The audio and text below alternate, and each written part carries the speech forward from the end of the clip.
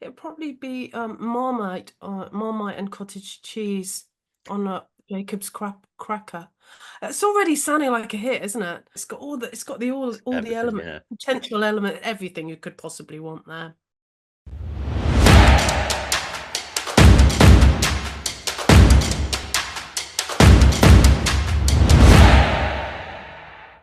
But first of all, thanks for your time. Really appreciate you talking to us. Like I said, there's a lot going on. New album, new tour. What can fans Yeah. expect from the record, first of all, before we go on to the tour? Right, so Closer is has used my album from '88, Close, as a blueprint. Um, that's sort of what I'm saying. I mean, Yeah, basically, trying to make the best pop records in the universe. I mean, that's yeah, always the challenge. Make the best pop record. It's the holy grail that's constantly chased after, yeah, and it's still a really great challenge to come up with a killer banging 3 minute something song. yeah, Um, so Close was one of my most successful albums. Had some big hits on it for me. And so yeah, we would very much like to repeat that, and yeah, been working hard on the songs to that end. And I think people will agree that it's a very worthy sister or brother to the Close album. yeah. I mean, going back to like you said about writing the ultimate pop record, in terms of looking back at kind of albums that you've grown up with and listened to, what are your kind of ultimate go-to pop albums? When albums that I would listen to, Yeah. What do you put in that bracket? crikey, that's a hard one. I mean, obviously Blondie, obviously Parallel Lines. I would put the Carpenters in there. I just Right. love the Carpenters. Yeah. I love Bowie, of course, and glam rock, any version of glam rock. Brian Ferry, Roxy Music, Yeah. um, a bit of Stranglers in there, a bit of Clash, Wow. a lot of ABBA. Yeah. And so it goes on. A bit of Queen, a bit of Depeche Mode. Oh yeah, you're going down the real classics now. Yeah. Yeah, I mean, I love all kinds of music. I mean, that was a great thing too about the '80s. Yeah. It was a very thing, diverse decade. Yeah. I mean, Since what was it like lots of, being part of that? well, it was great because I was a 20 something year old pop star. Yeah. That's a great age to be a pop star. If you're going to be a pop star at 20 if you can. Yeah. And I was very lucky. I was given an amazing pop anthem from my father and my brother, Kids in America. And I just ran with it. I mean, initially it was all a bit of a like, oh wow. I'd just been at art college. I was living at home with my mum and dad. I wasn't expecting to suddenly have a massive hit on my hands. Yeah. And then all of a sudden we were at Rack Studios, like, oh, we've got to come up with a single, the next single, and then it's the blah blah. And all of a sudden it was a massive hit all over the world. And I was on living in airports. And so yeah, it was very busy. I spent a lot of time on a plane in a dressing room with a makeup artist, making videos. Um, I think the more fun part of my career has been in the last 20, while the focus has been on live music. That's Yeah. where I'm having all my fun. I was going to ask about that. I mean, you've never gone down. I've seen you at a lot of kind of these kind of retro pop festivals, but you've never kind of just gone down that route. There's always been like full tours and there's been UK tours. I mean, now there's been European shows this year already. There's an Australian tour. I mean, how important is live music for you? It's the most important thing these days um, for me. There's 13 of us. Yeah, There's including the crew and people we travel with. I love it. I love being with them. I love hanging out with them. I love, I love how much everyone cares about the show, and I love that the audiences are having such a great time at our shows. yeah, I love every aspect of it. I love that I get to sing so much. I love singing. I yeah, love entertaining. I love working with an audience. yeah, All those years of standing side a stage and watching my dad entertaining audiences have finally they finally come to fruition. I'm now I think, comfortably the performer I always wanted to be when I Right. was a child, watching my dad being an amazing performer. Yeah. I mean, who kind of inspired? I mean, you've talked about the likes of Bowie and Queen and people like that. I mean, especially Queen. I mean, Freddie Mercury was an entertainer as well as a singer. I mean, in terms of entertainers, who inspires you? Um, so that's a good question. That is a good question. I mean, Because to me, there's two recently, different things. There's being a good singer and being a good entertainer, and being the full package is I think, what's puts people like Freddie Mercury as a real icon. I went to see Rufus Wainwright a few years ago. He was a great entertainer. Yeah, He's really, really great. Billy Idol, he's a great yeah. entertainer. Okay. I mean, in terms of Yeah. touring, then, I mean, like you said, it's a big, massive party life and something you love doing. But Oh, outside of you're a the bit UK, stuck. are there any countries or cities you like playing in particularly? Oh no, I mean for me, every gig is, the sacred stage, and we want to, make it light up. I mean, obviously it's fantastic if you happen to find yourself in a small theatre or even a large theatre, in Paris. That's Yeah, always a great place to play. Hamburg, of course, where the Beatles kind of got cut their teeth. That's yeah, a great rock and roll town, Hamburg. Um, Numerous towns in um, Germany, of course. I yeah. mean, I'm doing gigs in all over Germany, Holland, France, and now UK. Live music's really been reignited since the COVID uh, Absolutely. lockdowns.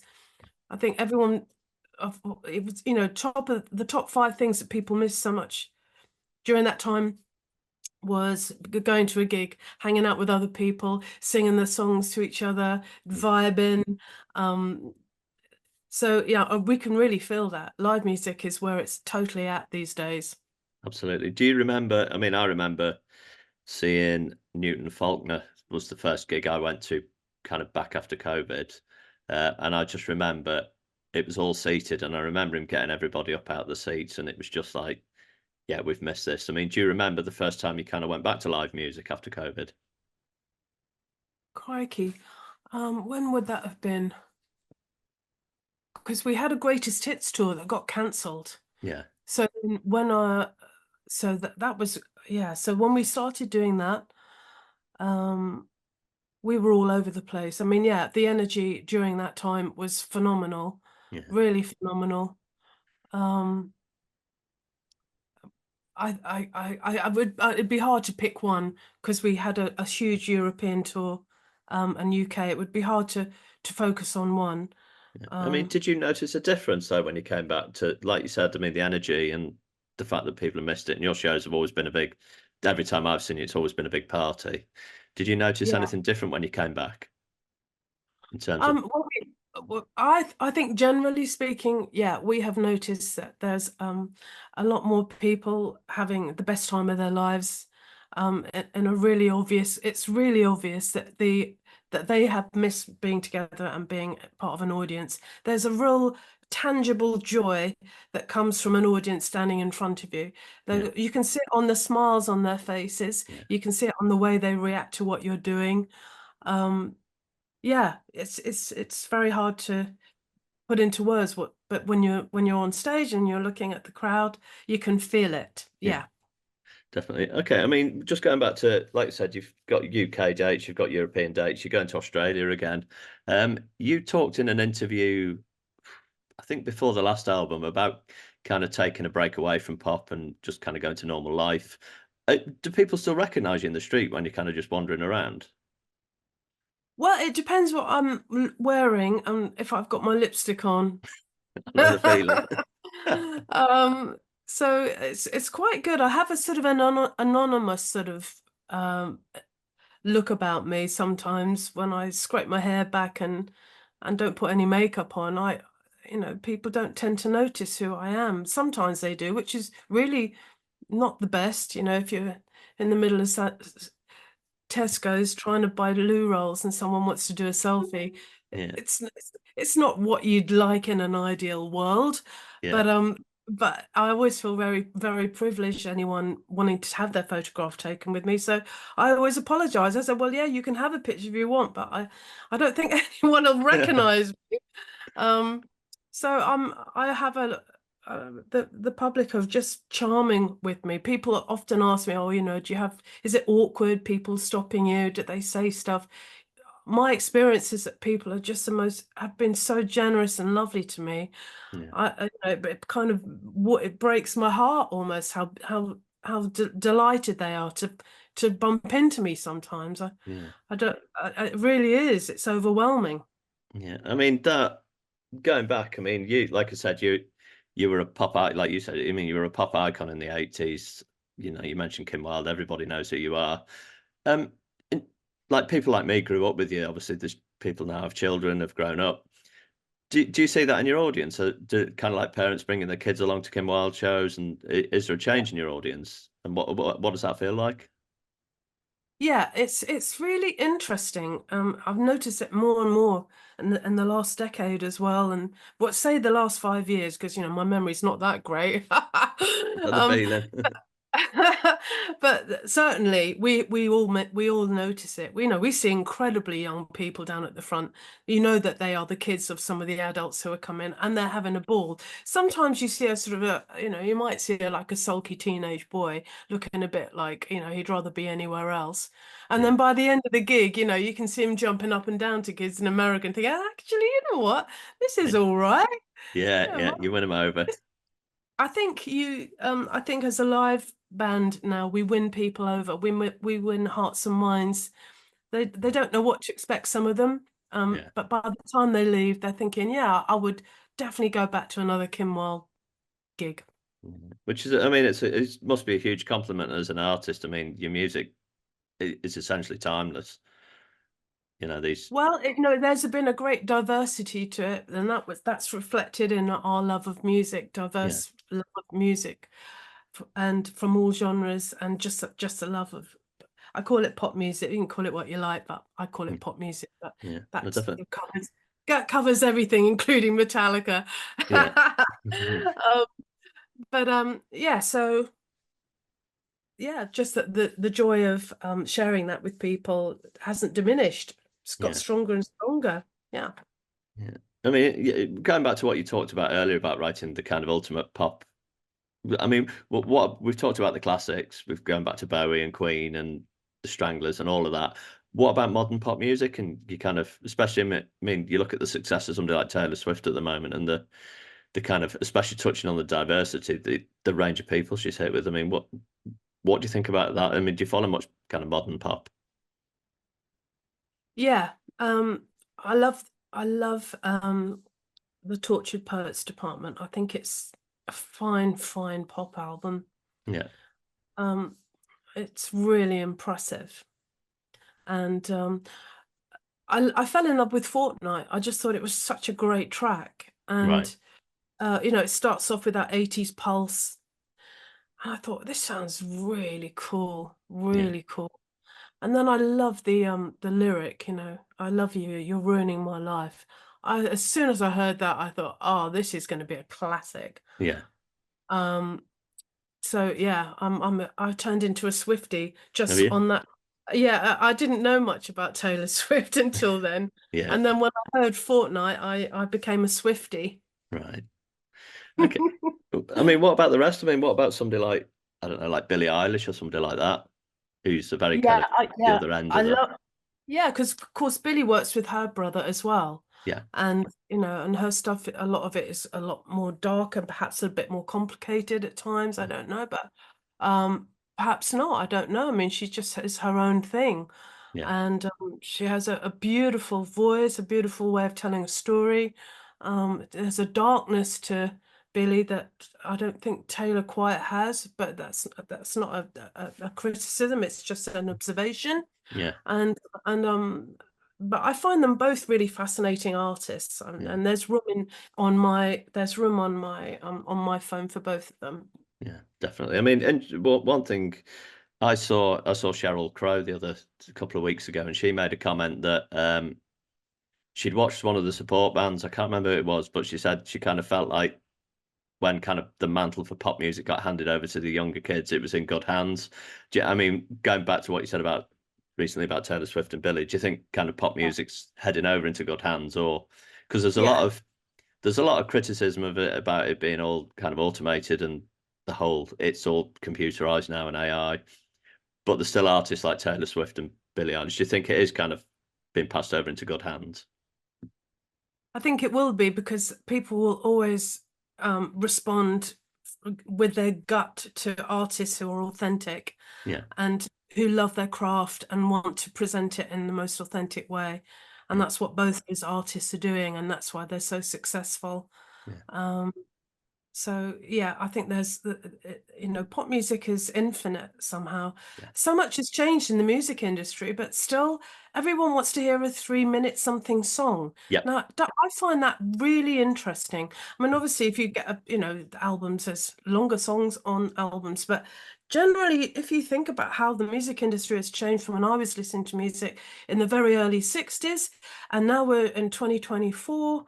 And everything has changed, we're not the way that music is bought, the way it's listened to, um, just every aspect of it has yeah, changed. But the only one thing that hasn't changed is everyone still wants to hear a great song. yeah, I love that. I love that. I don't think that's ever going to change. definitely. Just, I mean, you wrote on this the new record you wrote with your brother Ricky again. Is that something when you go into writing with him that you say, look, we want to write a 3 minute pop song? We want, is there a kind of blueprint to what you want, or are you kind of, is it like a blank page? Oh no, I mean, obviously Ricky and I are listening to all kinds of music all the time. And so, we'll reference something that we heard when we were 9 years old and something we heard last week. So it's not like, oh, we're going to sit down and write a 3 minute song. We're going to sit down and write a song. And, Yeah, it might end up, but in my experience, it's usually 3 minutes and something. yeah, And I love I love the framework of that. yeah, It stops waffle. It gets to the heart of what you really want to say, how you really want, whatever that is. yeah, I love how it confines that space. It makes it very potent, undiluted, pure. There's a chance for some magic in there to happen. yeah, You try and allow that space for magic to happen. yeah, Sometimes you succeed, sometimes you don't succeed so well, but it's always worth going for because there's very few things in life where there's enough room for magic to happen, apart from falling in love. perfect. Brilliant. Right. We have a just for fun question, which is slightly less serious. Um, I'm really sorry for this. But I I saw might not you. I might not answer it if I don't want It's to. not bad. It's not bad. I saw you 2016. I saw you at Download Festival with Lawnmower Death. Yes. And you did. I also you did Kids in America. But you did Egg Sandwich as well with them. You did a cover. You sang on that. Um, Now, Yeah. what I wanted to know was if you could write your own song about your own favorite comfort food, similar to that, what would it be? I love Lawnmower Death. I love those boys. Yeah. Um, One of my funniest memories is sitting on my lawnmower with Lawnmower Death and having a photo shoot. Um, and we literally did that. It was such fun. Yeah. Okay, so what would it be? And we made a very funny video together as well. I don't know if you've seen that video. I probably have. Yeah. It was a Christmas video that we Yeah. made. Yeah. It was a really, really silly video and such fun. Um, So let me think, what would it be? A food that they sort of and then they did well, I guess it probably would be um it'd probably be Marmite and cottage cheese on a Jacob's cracker. It's already sounding like a hit, isn't it? It Marmite, absolutely is. Yeah. cottage cheese, Jacob's cracker. It's got all the Everything. element, Yeah. potential element, everything you could possibly want there. And with it, Marmite is people who deny liking it will probably like it. Well, It- there you go. It's got that fantastic word Marmite, which is, we all know what Marmite means in modern day speak. So it's just there's enough kind of Yeah. modern references in there as well as like some quite tasty ones. Absolutely, I totally agree with that. I'm gonna, yeah, if I see any of them, I'm gonna have a word about that. Anyway, lots of people don't know how delicious Marmite and cottage cheese are together. So Oh, it's also a sort of a public, has a fulfills a sort of public information. Um, yeah. uh, Yeah, yeah, and the video as well. I think the video would be quite interesting. could be fantastic. Yeah, I mean now I should be thinking about it all day. Perfect. Yeah, you and me both now. That's it's lunchtime now, so that's what I'm going to go and Yeah, do. exactly, exactly. Lots of Perfect. people Well, I don't. mean, it's been great talking to you. I mean, just good luck with the album. I think you're coming to York next year, so hopefully we can carry on and do something then, and maybe share a Marmite and cottage cheese cracker. How lovely. Well, I mean, I love York. I went there for my birthday, Oh, and did you? what a beautiful town. Yeah. Um, it's one I would return to. I mean, it's one when I one actually when we come up on tour there, I'm going to stay and hang out in York a little bit as well Oh, when brilliant. we tour. We're only in Harrogate, so hopefully we'll get to carry on. We'll carry on this Nice. conversation. But yeah, I mean, just want to say good luck with the album, and yeah, is there anything you want to say just to wrap up? I still absolutely love what I do. Um, and I'm not doing it for any other reason than I have a real profound passion for music and pop music and entertaining. And so if anyone doubts that, then don't, because it's something I share with my brother, and Yeah. uh he's got very he's a true genius, and I think in his capable hands we will deliver an album people will absolutely love.